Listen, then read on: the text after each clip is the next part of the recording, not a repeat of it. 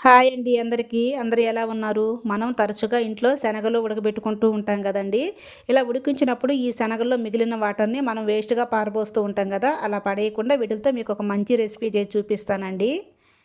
మనం ముందుగా శనగలను ఒక 6, 7 గంటల పాటు బాగా నానబెట్టుకోవాలి. ఇలా నానబెట్టుకున్న శనగలను ఒక 3, 4 టైమ్స్ నీట్‌గా వాష్ చేసుకోవాలండి. చూసారు గదా! ఇలా వాష్ చేసిన తర్వాత ఈ వాటర్‌ని మొత్తాన్ని వంపేసి దీంట్లో 1:30 గ్లాసు వాటర్ యాడ్ చేసుకోవాలి.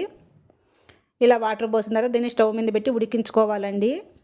చూసారు కదా! ఇలా ఉడికేటప్పుడు మనం దీన్ని చూసుకొని ఇవి ఉడికిన తర్వాత దీంట్లో సాల్ట్ యాడ్ చేసుకోవాలి. నేను ఒక టేబుల్ స్పూన్ సాల్ట్ వేసుకుంటున్నానండి. సాల్ట్ వేసిన తర్వాత ఈ మొత్తాన్ని కలిపేసి దీని మీద మూత పెట్టి ఒక 10 నిమిషాల పాటు లో ఫ్లేమ్‌లో ఉడికించుకోవాలి.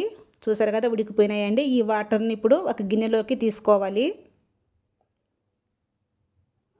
ఇప్పుడు ఈ తీసుకున్న ఈ వాటర్‌లో నేను ఒక టేబుల్ స్పూను కారము, దీంట్లో చిటికెడు పసుపు ఏసి ఈ వాటర్ మొత్తాన్ని ఈ విధంగా కలుపుకోవాలండి. ఇలా కలిపిన తర్వాత దీంట్లో ఒక చిన్న నిమ్మకాయ సైజంత చింతపండు తీసుకొని దీంట్లో కొంచెం వాటర్ ఏసి చింతపండుని మెత్తగా కలపాలండి. ఇలా కలిపిన తర్వాత ఈ చింతపండు రసాన్ని మనం తీసుకున్న వాటర్‌లో ఇలా వడపోసుకోవాలి.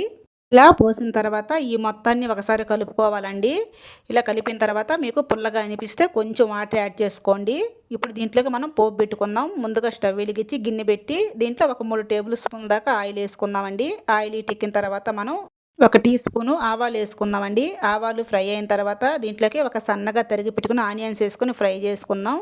ఆనియన్ ఇలా బ్రౌన్ కలర్ వచ్చిన తర్వాత ఒక 4, 5 వెల్లుల్లి రెబ్బలు వేసుకొని ఫ్రై చేసుకోవాలి. తర్వాత దీంట్లో ఫైనల్‌గా ఒక 2, 3 రెమ్మలు కరివేపాకు ఏసుకుందామండి. ఇవన్నీ ఫ్రై అయిన తర్వాత మనం తీసుకున్న శనగల వాటర్‌ని మనం ఇందులో పోసేసుకోవాలి. చూసారు కదా! ఇలా పోసిన తర్వాత ఈ మొత్తాన్ని ఒకసారి కలుపుకొని మీకు సాల్ట్ జాలకపోతే సాల్ట్ యాడ్ చేసుకోండి. ఇప్పుడు దీని మీద గిన్నె పెట్టేసి వీటిని బాగా మరగనివ్వాలండి. చూసారు కదా! బాగా మరుగుతున్నాయి. ఇప్పుడు స్టవ్ ఆపేసి వీటిని ఒక గిన్నెలోకి తీసేసుకుందాం. అంతేనండి. ఎంతో టేస్టీగా ఉండే శనగల రసం అనేది రెడీ అయిపోయింది. ఇవి చేయటం చాలా ఈజీ అండి. కానీ టేస్ట్ అయితే చాలా అంటే చాలా బాగుంటుంది. మీరొక్కసారి తప్పకుండా ట్రై చేయండి. వీటిని వేడి వేడి అన్నంలోకి సర్వ్ చేసుకొని తింటే చాలా అంటే చాలా బాగుంటుందండి. మీరొకసారి ట్రై చేసి ఎలా వచ్చిందో కామెంట్ చేయండి. ఇంక ఈ వీడియో మీకు నచ్చితే ఒక చిన్న లైక్ చేసి ఛానల్‌ని సబ్స్క్రైబ్ చేసుకోండి. Thank you for watching.